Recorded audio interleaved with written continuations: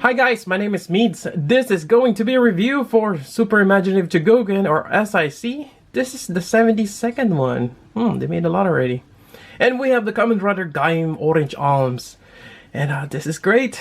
I've been looking forward into getting this. And I'm actually quite happy that they're still continuing on with the SIC Kamen Rider stuff.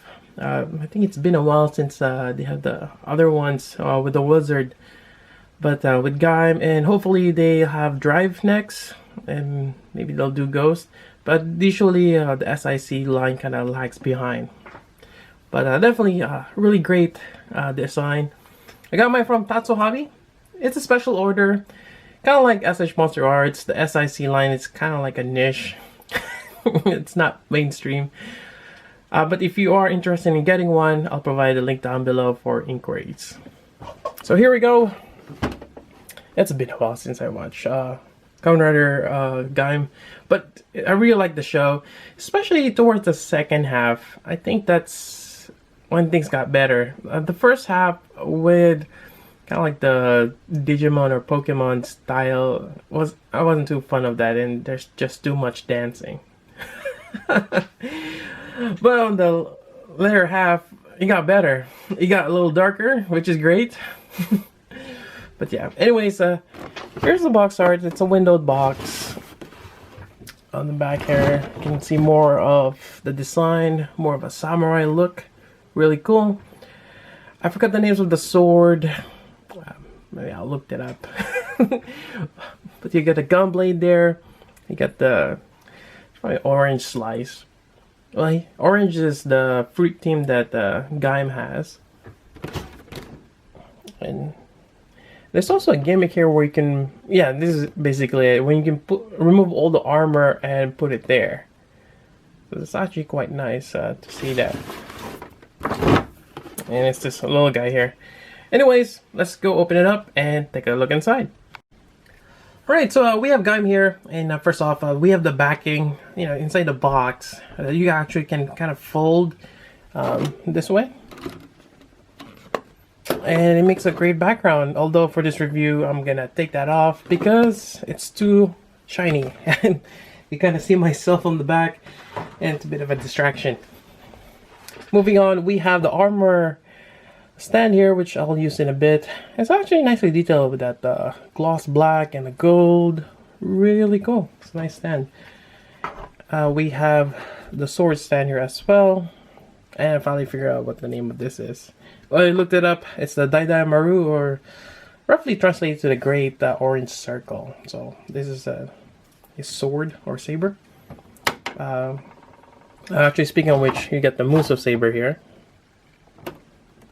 Yep, quite nice. And let's take a closer look at Gaim. Alright, so let's go over the height. So Gaim is roughly about 7.5 inch, and let's see here, it's 19 centimeter tall. Definitely taller than the movie realization Stormtrooper. And surely someone's gonna ask, you know, in comparison. So there you go. The Stormtrooper is roughly about 6 and 3/4. So just a little close to 7 inch, but not quite. So there's the difference there. I think it would be great if they're to scale, but I think they just kind of scaled back on the Star Wars since they're a bit more bulkier. You can see there that Gaim, it's a little bit more skinnier. Yeah. Anyways, let's move aside the Stormtrooper and take a closer look at Gaim. Alright, so for Gaim, let's go over articulation. You have the neck here, can look fairly good down, oddly, but up wise not so much because you're hitting that. You might want to lean him back, but side to side fairly good. Now for the shoulder armor, it is a bull jointed, which has that hinge that you can lower down, which is great when you're moving this up, but you do have a tendency to pop that off. And it's also a gimmick later on when you can remove all the armor and put in that stand. So it is a bit limited, or maybe just the way this thing is positioned. There we go. But you can move it that high up. Forward, you do have a bicep swivel there. And your elbow band, it's double jointed, and it does leave a bit of a gap there, but it's not too bad. Alright, so for the torso, you got this. I am not sure if I made a mistake putting this on, because you can pop this off, part of the transformation later on. I might have, maybe it's supposed to be this way. There we go. Yeah, I think that's the, yeah, I probably put it the wrong way before. Anyways, you got a bolt joint there, fairly good. Move side to side. You got this floating waist here, underneath. So this is just the armor. You got this sheet here, which can slide out. There we go. This part here is just molded in. You got your orange slice here. You can actually pop this out. There is the other one where it's not open yet, so you can put that here, and you can interswap that with the Musa Sword later on as well. So that's great, but I'll just put this here. The sword here, in the show, this is supposed to slide down. It actually kind of opens it up, like cutting cutting the fruit, which is a cool gimmick. But on this one, it's fixed. You got your Musa Sword here, and this is where you can attach this, if you want to put it on there. And just slides down. Now onto the side, you have the fruits here, and I just popped this out. I believe this is the motorcycle, some kind of rose. I forgot what it is. You get the pineapple and strawberry. Yep. So you can detach those also. Now for the armor, this flap here, it's molded into the leg, but you get fairly good range of motion with that. I mean, it's not going to be great that he can do the split, but fairly good enough. Then you get your knee bend here, depending on where you bend it, but you get a separate knee joint. It's not too bad, but not great either. It's okay. I mean, this is our SIC. The joint system, it's a bit rough, but it's not too bad. You kind of need a bigger joint, especially it has some weight on it. It's like thick plastic. Then you get your ankle joint here, which is good, and you got a little bit of toe joint right there. So definitely, we can do a lot of cool poses with this. All right, so let's go over the hands. Now for the hands, we have this, but oddly, this is something that is for holding the sheet down. And he doesn't have one on the right, but I guess you can use this to hold the lock seed. So you have a pair of that. Otherwise, you have a pair of to hold the weapons.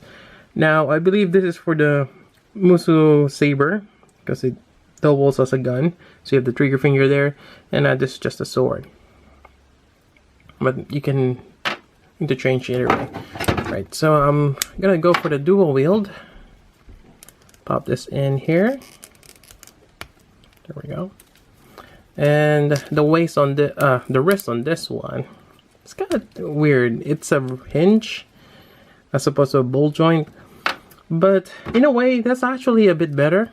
It does have a better, or feels a bit more secure or sturdier. I think that's the term I was looking for. It's a bit more sturdier.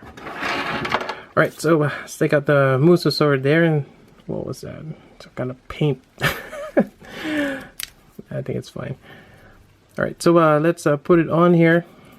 The slides in, there is a trigger guard there. Fits nicely. I like that. And actually I should remove this since it's over there already. Yeah, let's just leave it there. And we have the Dai Maru. Sorry. Again, really nice. I like the details on this. And this just goes here. Kind of put it in between the thumb there and the index. It's a bit of a struggle here. It's a thicker handle too. It's more square. So you might want to just kind of roll it as you put it on, and there we go. You can dual build that. There's also a mode where you combine them, and that, I think they call it the Naginata Mode. Alright, so to do that, I'm probably just gonna remove the Musa Saber here and put it on the other side. There we go.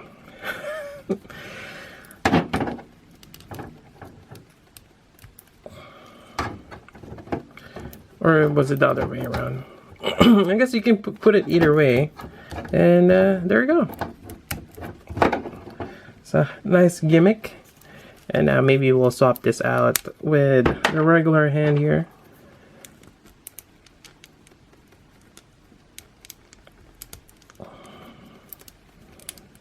Maybe for support, but yeah, you got the dual blade. Quite nice. Now there is also another gimmick with the helmet, which is this right here. So this one, we're just gonna remove this faceplate. So this is just a backing, and I think this goes with the stand. We'll just take that out. Remove the crest here. There we go. Take this out, and we can put this on here. There we go. Get the more of a samurai look helmet. And yeah, there we go. It's quite nice. Definitely a really cool armor for Kamen Rider. Anyways, let's try to put this onto the stand. So to do that, we're just gonna pretty much disassemble all the armor. Alright, so let's see. Alright, so before I continue, I just want to mention that this does not come with any stand. Unfortunately. It would be great if they've added that, because sometimes you just want to do some dynamic pose. The Tamashi stand can work, but not always. Again, this figure is a bit heavy, but I do have one of my Kamen Rider doing the rider kick right there, so it is doable. Alright, so moving back to this. So let's start dismantling the armor. We're gonna remove this part here, and I think will just work for that. Pop off the shoulder armor. There we go. Actually, am I supposed to remove that? Oh, might have to. I should probably remove the head here. Because I think, oh, that's what it is. This is what I'm supposed to put here. Oh, either way. There we go. Should have left that there. Put the crest there. There we go. Getting back to this, remove the chest armor. And looking at this, that we're able to remove the armor, this means that if they make more, I think they might make the banana arms or the other ones, we can interchange the armor. This is my first time doing this, so it's kind of stuck. There we go. So just be able to pop this out. There we go. There's two tabs there, or two pegs. Alright, there we go. Pop this off here. Ball joint. Take this off. Just that could stay there. We can put this back on here. Let's see how that looks without the armor. Take that off. Take that off. And I think that's it. We can put this on here. So basically, this is without armor. There we go. It looks really weird. Alright, so on this one, I'm just gonna put this hands here.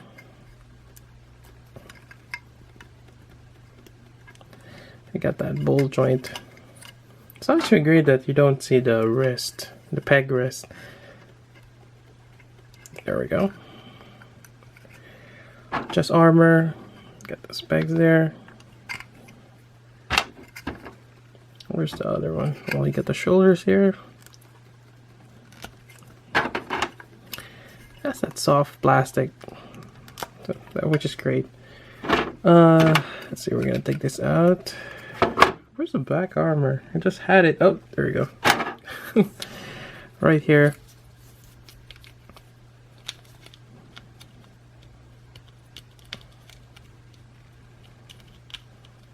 It's not going in. There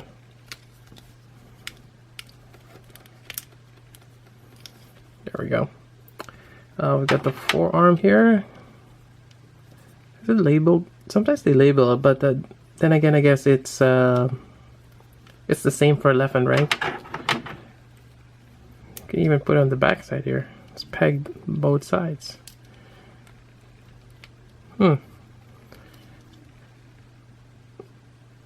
Oh, it is. So it's the same hand either way. Can't really screw that up. Put this on here and attach this. It's a weird way of doing it, but trying to get that peg. There we go. Interesting.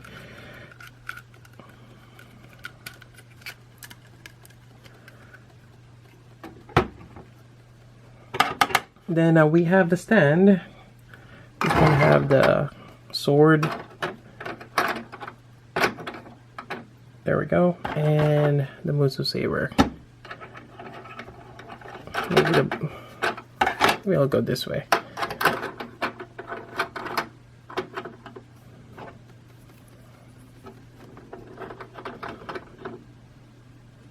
Nah, I kind of like, but then again, the problem is this thing gonna hit that. Maybe this way? No. Oh, whichever way you prefer. It's supposed to be the back. How come it doesn't work? Okay, so... Oh!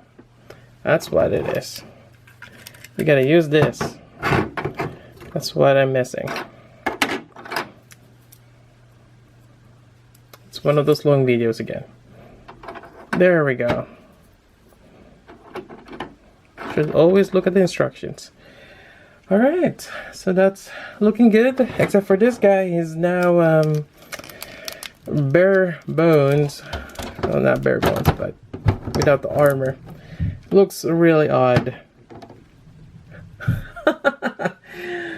But yeah, that's pretty much it for the review. I have to say, this is a really nice figure. I mean, it's kind of weird in certain areas, especially this mode here, but nonetheless, I mean, it does have potential that we're able to remove the armor, meaning in the future, if they make more of this, you can interchange the armor, which is great. And we've seen that in the show.